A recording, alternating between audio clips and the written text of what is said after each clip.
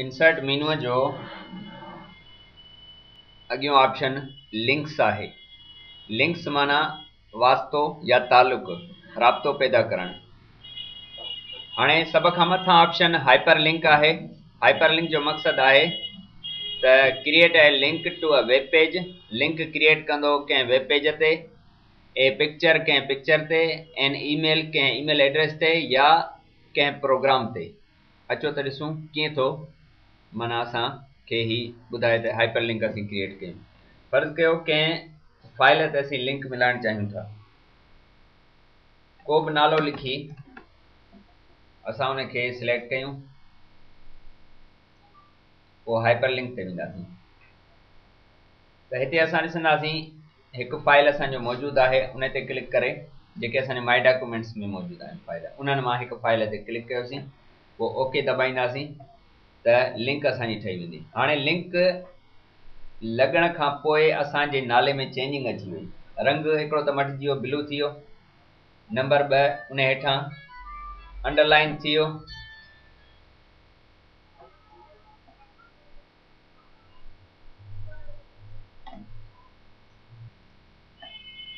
हिकु त colour in blue थी वियो, हेठां अंडरलाइन अची वियो।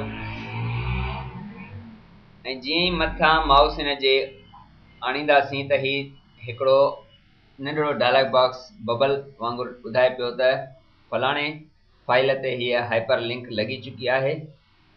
हाणे तव्हां कंट्रोल ऐं क्लिक सां उन ताईं फाइल ताईं पहुची सघो था। हाणे कीबोर्ड मां कंट्रोल की प्रेस कयो त हथु ज़ाहिर थी वेंदो। तव्हां ॾिठो ही हथु ज़ाहिर थी वियो आहे।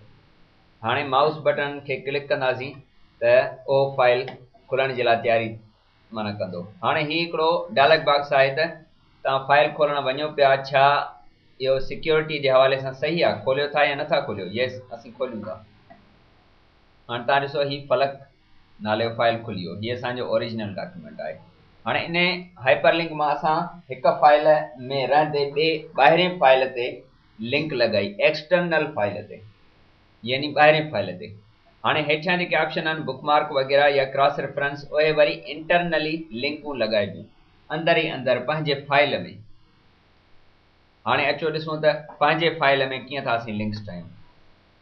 पहिरें पेज खे छॾींदे असां हेठि वेंदासीं, इंटर प्रेस कंदे पेज नंबर 2 ते अची वियासीं।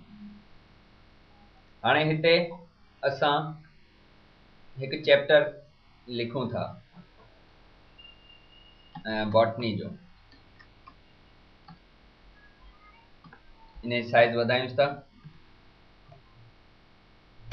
वरी हेठि था वञूं, हिते वरी ज़ूलॉजी।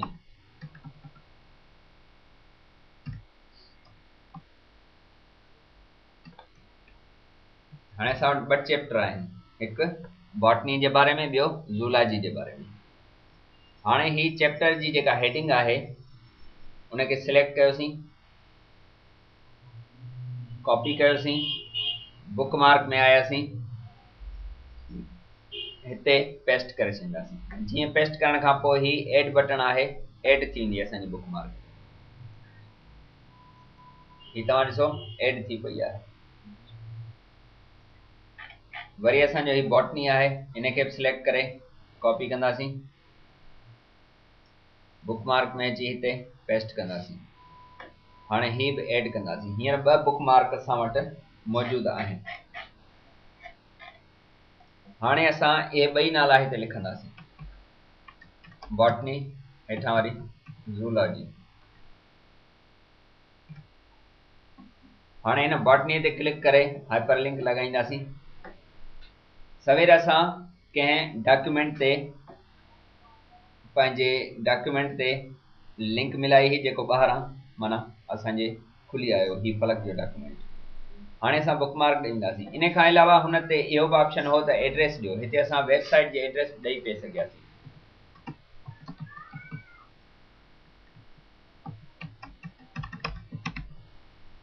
जेकॾहिं इन एड्रेस जे हवाले सां ओके करे पोइ कंदासीं त असांजी वेबसाइट खुली वेंदी, पर इहो उन हाइपर लिंक में थिए हा।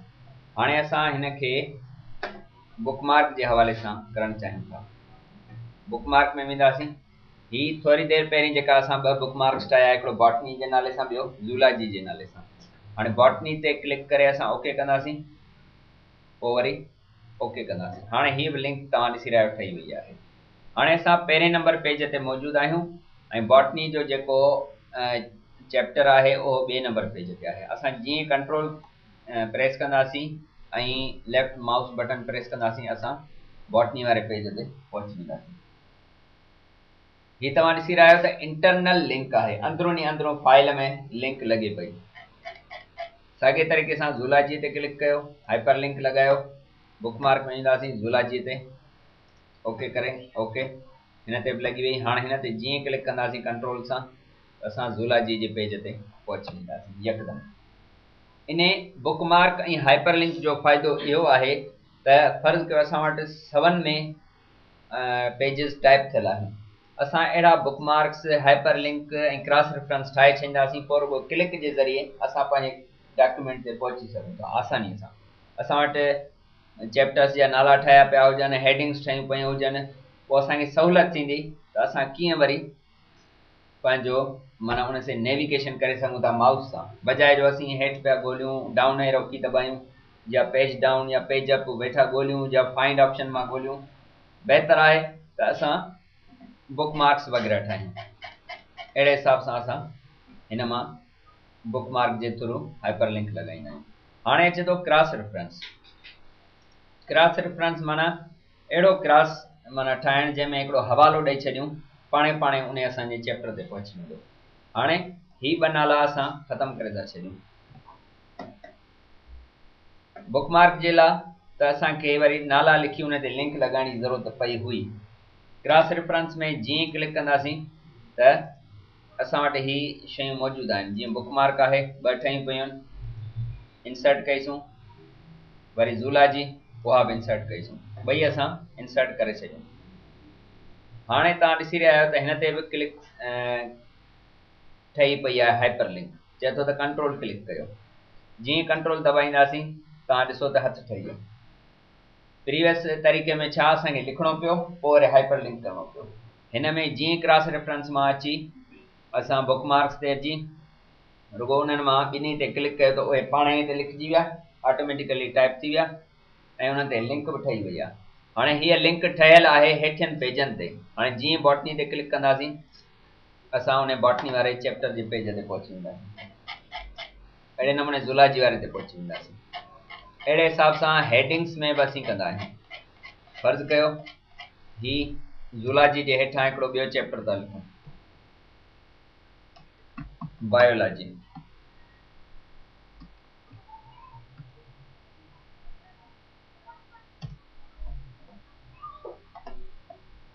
पर ही बायोलॉजी असांखे लिखणो आहे हेडिंग में।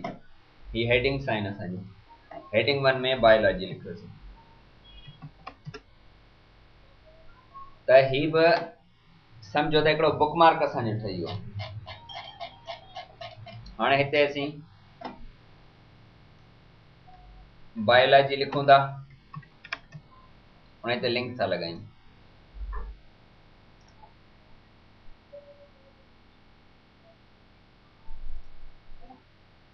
बुकमार्क में जीअं वियासीं तव्हां ॾिसो हेडिंग्स जे मथां बि बायोलॉजी, हिन बुकमार्क जे मथां हेडिंग जे हेठां बायोलॉजी जी लिंक पाणे ई ठही पई आहे। ओके कंदासीं, जीअं ओके कंदासीं हिन ते बि लिंक ठही वई। हाणे बायोलॉजी जे पेज ते हले थो। हाइपर लिंक जे थ्रू करे सघूं था ऐं असां क्रॉस रेफरेंस जे थ्रू हितां रुॻो हेडिंग सिलेक्ट कंदासीं। ही तव्हां ॾिसी रहिया आहियो, हेडिंग इंसर्ट कईसूं, हीअ असांजी हेडिंग पेज आहे।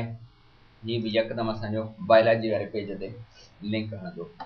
त हीअ असांजो लिंक्स जो ऑप्शन हो, जंहिंमें तव्हां सुठे नमूने सां हाइपर लिंक बि सिखिया, बुकमार्क बि सिखिया ऐं क्रॉस रेफरेंस बि सिखिया।